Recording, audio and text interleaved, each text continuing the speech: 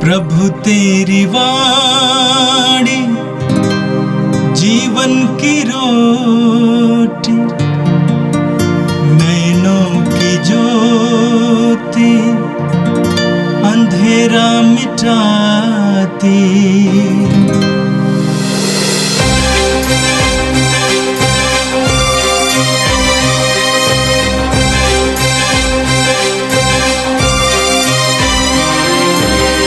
प्रभु तेरी वाणी जीवन की रोटी, नैनों की ज्योति अंधेरा मिटाती। प्रभु तेरी वाणी जीवन की रोटी, नैनों की ज्योति अंधेरा मिटाती। वाणी वाणी वाणी वाणी वाणी पवित्र है, शाश्वत है, जीवन का मन्ना है। 26 दिसंबर शनिवार। पहला पाठ प्रेरित चरित अध्याय 6 पद संख्या 8 से 10 और अध्याय 7 54 से 59 तक। स्तेफनुस अनुग्रह तथा सामर्थ्य से परिपूर्ण होकर जनता के सामने बहुत से चमत्कार तथा चिन्ह दिखाता था। उस समय दास्य मुक्त नामक सभागृह के कुछ सदस्य और कुरेने, सिकंदरिया, किलिकिया तथा एशिया के कुछ लोग स्तेफनुस से विवाद करने आए, किंतु वे स्तेफनुस के ज्ञान का सामना करने में असमर्थ थे, क्योंकि वह आत्मा से प्रेरित होकर बोलता था। वे स्तेफनुस की बातें सुनकर आग बबूला हो गए और दांत पीसते रहे। स्तेफनुस ने पवित्र आत्मा से पूर्ण होकर स्वर्ग की ओर दृष्टि की और ईश्वर की महिमा को तथा ईश्वर के दाहिने विराजमान ईसा को देखा। वह बोल उठा, मैं स्वर्ग को खुला और ईश्वर के दाहिने विराजमान मानव पुत्र को देख रहा हूँ। इस पर उन्होंने ऊंचे स्वर से चिल्लाकर अपने कान बंद कर लिए। वे सब मिलकर उस पर टूट पड़े और उसे शहर के बाहर निकालकर उस पर पत्थर मारते रहे। गवाहों ने अपने कपड़े साउल नामक नवयुवक के पैरों पर रख दिए। जब लोग स्तेफनुस पर पत्थर मार रहे थे तो उसने यह प्रार्थना की, प्रभु ईसा, मेरी आत्मा को ग्रहण कर। यह प्रभु की वाणी है। संत मत्ती के अनुसार प्रभु यीशु का पवित्र सुसमाचार अध्याय 10 पद संख्याएं 17 से 22 तक। यीशु ने कहा, मनुष्यों से सावधान रहो, वे तुम्हें अदालतों के हवाले कर देंगे और अपने सभागृहों में तुम्हें कोड़े लगाएंगे। तुम मेरे कारण शासकों और राजाओं के सामने पेश किए जाओगे, जिससे मेरे विषय में तुम उन्हें और गैर यहूदियों को साक्ष्य दे सको। जब वे तुम्हें अदालत के हवाले कर रहे हो तो ये चिंता नहीं करोगे कि हम कैसे बोलेंगे और क्या करेंगे। समय आने पर तुम्हें बोलने को शब्द दिए जाएंगे, क्योंकि बोलने वाले तुम नहीं हो, बल्कि पिता का आत्मा है जो तुम्हारे द्वारा बोलता है। भाई अपने भाई को मृत्यु के हवाले कर देगा और पिता अपने पुत्र को। संतान अपने माता पिता के विरुद्ध उठ खड़ी होगी और उन्हें मरवा डालेगी। मेरे नाम के कारण सब लोग तुमसे बैर करेंगे, किंतु जो अंत तक धीर बना रहेगा उसे मुक्ति मिलेगी। यह प्रभु का पवित्र सुसमाचार है। क्रीस प्रभु की जय। यीशु में मेरे प्रिय भाइयों बहनों, कल के दिन हमने यीशु का जन्मोत्सव क्रिसमस मनाया, जबकि आज हम स्तेफनुस का मरणोत्सव यानी उनकी शहादत का पर्व मना रहे हैं। स्तेफनुस यरूशलेम का निवासी था और उन्होंने गमालियल से यहूदी धर्म की शिक्षा प्राप्त की थी, यानी वो पक्का फरीसी था। लेकिन जब यीशु से उसका साक्षात्कार हुआ, वो पूरी तरह से बदल गया। उनका व्यक्तित्व में आमूल चूल परिवर्तन हो गया। वो यीशुमय हो गया, वो पवित्र आत्मा से परिपूर्ण हो गया, वो ज्ञान और भक्ति में लीन था। और बताया जाता है कि जिस वर्ष यीशु क्रूस पर चढ़ाए गए, उनकी मृत्यु हुई और उनके स्वर्गारोहण के बाद मात्र यरूशलेम और आसपास यीशु के 5,000 अनुयायी थे। उनमें से एक था स्तेफनुस। और यीशु के शिष्य उन सारे लोगों की, और विशेषकर गरीबों की, विधवाओं की, कमज़ोर लोगों की सेवा में लगे थे और साथ साथ पूरे राज्य में और आसपास प्रभु का सुसमाचार सुनाने में लगे हुए थे। लेकिन उनमें जो विधवाएं थी, जो कमज़ोर थे, जो गरीब थे, उनकी सेवा के बहुत सारे कार्य प्रभावित हो रहे थे। उस कार्य के कारण सुसमाचार के प्रचार में बाधा बन रही थी। इसीलिए प्रेरितों ने आपस में कहा कि हम अपने बीच में से कुछ लोगों को उपयाजक के रूप में, यानी डीकन के रूप में चुने और उनने इस सेवा कार्य, गरीबों की सेवा, उन्हें भोजन देना और इन सारे कार्यों के लिए नियुक्त करे। और 7 ज्ञानी लोगों को, कर्मठ लोगों को चुन लिए गए और वे इस काम में लगे रहे। और उनमें से एक है स्तेफनुस। स्तेफनुस ज्ञानी व्यक्ति था और पवित्र आत्मा से भरपूर था। वो बुद्धिमान था, वो ईमानदार था। अपने लोगों के बीच में, खास करके दास्य मुक्त नामक एक सभागृह में वो शिक्षा देते थे। दास्य मुक्त मतलब जो यूनानी लोग यहूदी धर्म में विश्वास करते थे और उनमें से बहुत सारे लोगों को रोमियों ने यीशु से पूर्व सन 63 में गिरफ्तार करके गुलाम बना के पोम्पियो नामक शहर ले गए थे। बाद में उन्हें छोड़ दिया, गुलामी से छूट गए। वे लोग वापस यरूशलेम आए तो दासता से मुक्त होकर वे अपने बीच में मंदिर बनाए, सिनागोग बनाए और उसमें प्रार्थना करते थे। उनकी संख्या बहुत थी और वे लोग जो मूल रूप से यहूदी हैं उनसे नहीं मिलते थे। इस तरह के 400 मंदिर थे और इनमें से एक मंदिर में स्तेफनुस सुसमाचार का प्रचार करते थे। दास्य मुक्त सभागृह में स्तेफनुस यह संदेश दे रहे थे कि ईश्वर सबों के लिए है और ईश्वर में किसी तरह का भेदभाव नहीं है और ईश्वर की करुणा अपरंपार है। पूरे मुक्ति के इतिहास को स्तेफनुस बहुत अच्छे ढंग से अपने लोगों में रखते हैं।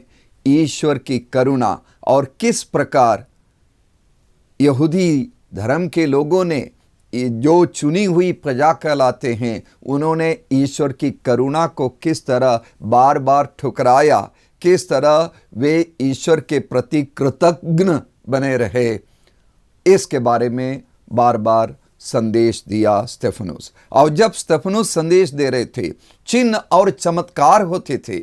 बहुत सारे लोग में अद्भुत चंगाई होती थी और अन्य चमत्कार होते थे। लेकिन चूंकि वो वाद विवाद में अपनी बातों को रखने में बहुत ज्ञानी थे और उस्ताद थे, इसीलिए लोग उनसे नाराज हो गए। फरीसी लोग नाराज हो गए, धर्म नेता उनसे नाराज हो गए, उन पर ईश निंदा का आरोप लगा और स्तेफनुस गिरफ्तार किए गए। प्रेरित चरित्र के 6वें अध्याय में हम स्तेफनुस के इन सारे गुणों के बारे में सुनते हैं। 7वें अध्याय में हम पढ़ते हैं किस तरह स्तेफनुस उन धर्म नेताओं के सामने पूरे धर्म के इतिहास का वर्णन करते हुए उन्हें समझाते हैं कि किस तरह ईश्वर ने अपने पुत्र यीशु को उनके बीच में भेजा। नबियों को पहले भेजा और उनके साथ अत्याचार हुआ, अब यीशु के साथ भी अत्याचार हुआ। यीशु क्रूस पर चढ़ाए गए, लेकिन यीशु किस तरह पुनर्जीवित हो गए।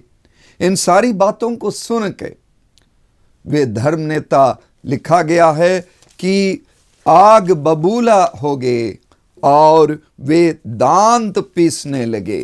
उन्होंने निर्णय लिया कि स्तेफनुस की मृत्यु होनी चाहिए, उसे मृत्यु दंड दिया गया। उन दिनों यह परंपरा थी कि जिसे मृत्यु दंड दिया जाता है उसे शहर के बाहर ले जाते हैं और किसी पहाड़ पर या किसी खुले जगह पर, वीरान जगह पर, और पहाड़ के ऊपर है तो 2 साक्षी लोग उन्हें नीचे धकेलते हैं और 2 अन्य लोग एक बहुत बड़ा पत्थर उठाते हैं जो एक आदमी से नहीं उठाया जाएगा, 2 लोगों से उठाया जाएगा। उसे एक बार उस व्यक्ति के ऊपर फेंक देते हैं। उसके बाद तमाम लोग जो वहाँ उपस्थित हैं वे सारे के सारे पत्थर फेंककर उसकी हत्या कर देते हैं। हम प्रेरित चरित्र के अध्याय 7 के 54 से लेकर आगे पढ़ते हैं कि स्तेफनुस जब उस पहाड़ पर लिए गए, वहाँ पहुँचाए गए, वो पवित्र आत्मा से पूर्ण होकर स्वर्ग की ओर दृष्टि की और ईश्वर की महिमा को तथा ईश्वर के दाहिने विराजमान यीशु को देखा और वो बोल उठा, मैं स्वर्ग को खुला और ईश्वर के दाहिने विराजमान मानव पुत्र को देख रहा हूं। उस स्थान पर जो लोग उपस्थित थे उन्होंने स्तेफनुस की इस गवाही को सुनने के बाद, उन्होंने जो दर्शन देखा उसके वर्णन को सुनने के बाद नाराज हो गए और उस पर टूट पड़े। उसे पहाड़ के ऊपर ले गए और उस पर पत्थर मारते रहे और उन सारे लोगों के पत्थर खाने के बाद स्तेफनुस ये प्रार्थना करते हैं, हे प्रभु यीशु मेरी आत्मा को ग्रहण कर। प्रभु यीशु के सच्चे अनुयायी के रूप में, प्रभु यीशु के सच्चे भक्त और शिष्य के रूप में स्तेफनुस अपने को यीशु के हाथों में समर्पित करते हैं और अंत में वो पत्थरों के बीच में घुटने टेक कर प्रार्थना करते हैं, ऊंचे स्वर से बोलते हैं, प्रभु ये पाप इन पर मत लगा। अपने स्वामी, अपने प्रभु के शिक्षा के अनुसार ही प्रभु यीशु जिस तरीके से क्रूस पर से अपने शत्रुओं को माफ़ी दी, उसी प्रकार स्तेफनुस अपने दुश्मनों को, अपने अत्याचारियों को क्षमा देते हैं और उनके लिए प्रार्थना करते हैं। और ये बहुत बड़ी शिक्षा हमें मिलती है, अत्याचार के बीच में भी अपने अत्याचारियों को क्षमा देना, उनके लिए प्रार्थना करने की ये शिक्षा हम सबके लिए बहुत बड़ी सबक है। मेरे प्रिय भाइयों बहनों, कल बहुत बड़े उमंग के साथ हमने क्रिसमस का त्योहार मनाया, यीशु के जन्म का त्योहार। सवाल ये उठता है, अचानक एक दिन बाद हम क्यों किसी के शहादत का मातम मनाएं? मित्रों, ये मातम मनाने का अवसर नहीं है। कल जिस तरह हमने उल्लास और उमंग के साथ जन्मोत्सव मनाया, आज भी जीवन की सच्चाई को और विश्वासियों के जीवन की सच्चाई को जानते हुए आज भी स्वर्ग में प्रवेश का जन्मोत्सव, वो खुशी, वो उमंग, वो उल्लास मनाने का ये अवसर है। ये सांत्वना देने वाला यही सत्य है। जब जब हम अपने दैनिक जीवन में यीशु के लिए बलिदान करते हैं, यीशु के लिए मरते हैं, तब हम यीशु के साथ अनंत जीवन में प्रवेश करते हैं और सच्चा जीवन प्राप्त करते हैं। जब हम यीशु के लिए अपने जीवन का बलिदान देते हैं तो हमारा नवजन्म होता है। प्रिय मित्रों, जन्म और मरण जीवन की सत्यता के दो अलग अलग पहलू है जो दोनों एक दूसरे से जुड़े हैं। एक इस दुनिया में प्रवेश कराता है और दूसरा इस दुनिया से निकासी कराता है। ये निकासी मात्र इस दुनिया से है, लेकिन इसके द्वारा हम स्वर्ग में प्रवेश करते हैं, अनंतता में प्रवेश करते हैं और जीवन की महिमा में प्रवेश करते हैं। अब से अनंतता की ओर यह हमारी यात्रा है। पिछले दिनों मेरे प्रिय भाइयों बहनों, विशेषकर कल क्रिसमस के दिन हमारे बहुत सारे गांवों में लोग प्रार्थना सभाएं कर रहे थे। बहुत जगह पर उन विश्वासियों पर अत्याचार भी हुआ, उत्पीड़न हुआ। जिस तरह आज के सुसमाचार में यीशु हमसे कहते हैं कि मनुष्यों से सावधान रहो, वे तुम्हें अदालतों के हवाले कर देंगे और अपने सभागृहों में तुम्हें कोड़े लगाएंगे। और हमें चिंता करने की ज़रूरत नहीं है कि अदालत के हवाले हम क्या जवाब देंगे।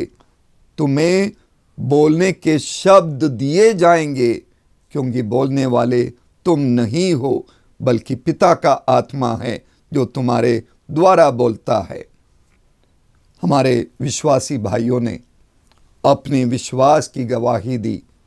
पुलिस थाने में जाके, चौकियों में जाके, अदालत में अपने अत्याचारियों के सामने जिस तरह स्तेफनुस ने गवाही दी।